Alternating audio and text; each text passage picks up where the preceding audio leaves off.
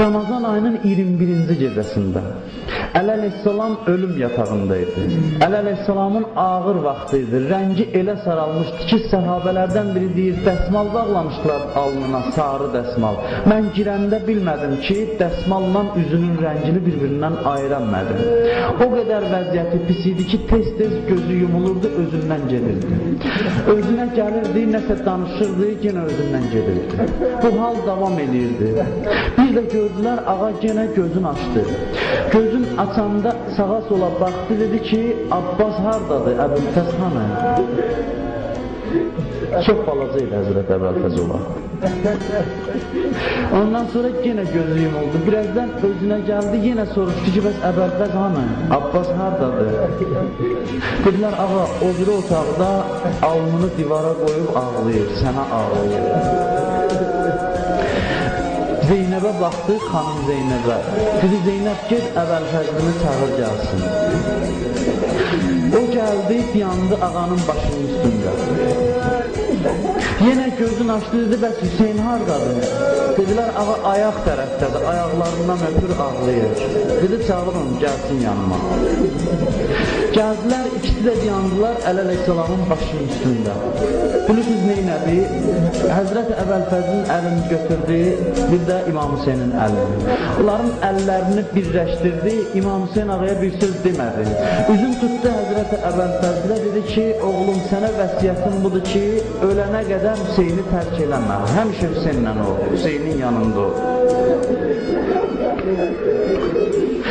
Yaxşı əməl elədi Əli əleyhissalamın vəsiyyətinə Həzrət Əbəlfəz. Çox yaxşı əməl elədi. Axıra qədər qardaşını tərk eləmədi, imamını tərk eləmədi. Əvvəl öz qardaşlarını göndərdi, dedi, gedin döyüşün və Hüseynin yolunda ölün. Çünki istəyirəm Hüseyin kimi əvvəl mənim də ürəyim dağ görsün, sonra şəhid olam. Hələ tələsmir şəhid olmaq. Necə Hüseynin sinəsinə dağ dalıycan çəkilir, siz də gedin şəhid olun, mənim də sinəmə dağ çəkilsin. Onlar getdilər, şəhid oldular. Axırda özü gəldi. Ədəblə deyəndi imamın qabağında. Əvvəl bir söz demədi, imam məqsədini başa düşdü. Dedi ki, ağa, icazə ver, mən də gedim. İcazə ver, mən də gedim. İmam baxdı, dedi ki, istəyirsən, elimi sındırasan. Dedi ki, icazə ver, gedim döyüşüm. Dedi, gedirsənsə ged, amma əvvəl get su gətir, uşaqlar susuzdur. Uşaqlar yaman susuzdur. Tey gəldi xeymiyə tərəf, bir xeymə vardı, orada məşqlər, su qablarını saxlayırdılar. Bir daxil oldu, ora qabları götürdü. Qabları götürəndə Rüqəyyə xeymədən sevinə-sevinə çıxdı, qızları çağırdı ki, əmim gedir su gətirə, yəqin əli boş qayıtmaz. Axı susuzdan dodaqları qurmuşdu. Dedi ki, gəlin əmim gedir su dalayacaq. Rüqəyyənin bu sevincini gözü ilə gördü Həzrət Əbəlfəz. Ona ölümü ağır eləyən ancaq bu idi, başqa bir şey yox.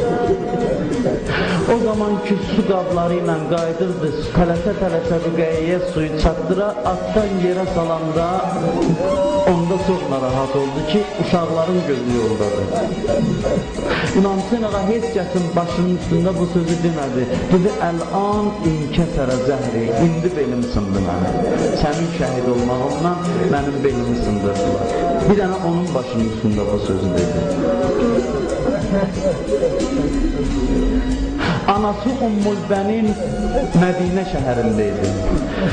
Həzrət Əbəlfəzlin 9 yaşda bir oğlu qalmışdı Mədinədə, nənəsi Ümmülbəninlə, Abdullah adında.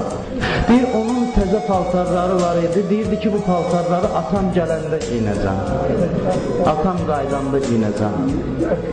Elə ki, dedilər, əsirlər qayıdıb Mədiniyə, axı Mədinənin girəcəyində İmam Səccad bizi saxlayın, daxil olmayaq şəhərə.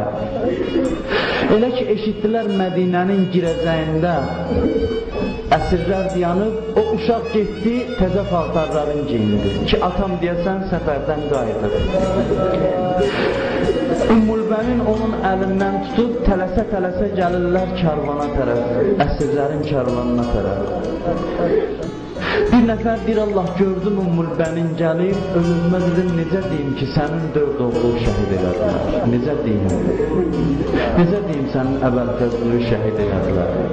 Mən gördüm bu xanım gəldi yavaş-yavaş, mənə baxan kimi Həzrət Abbası soruşmadı, oğlun soruşmadı. Birinci sualı oldu ki, salam, Hüseyndən nə xəbər?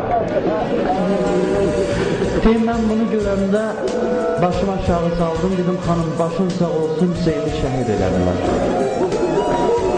Bunu deyəndə o təzə paltar girmiş oğluna Abdullaha baxdı, dedi ki, bala, başın sağ olsun, yetim qaldın.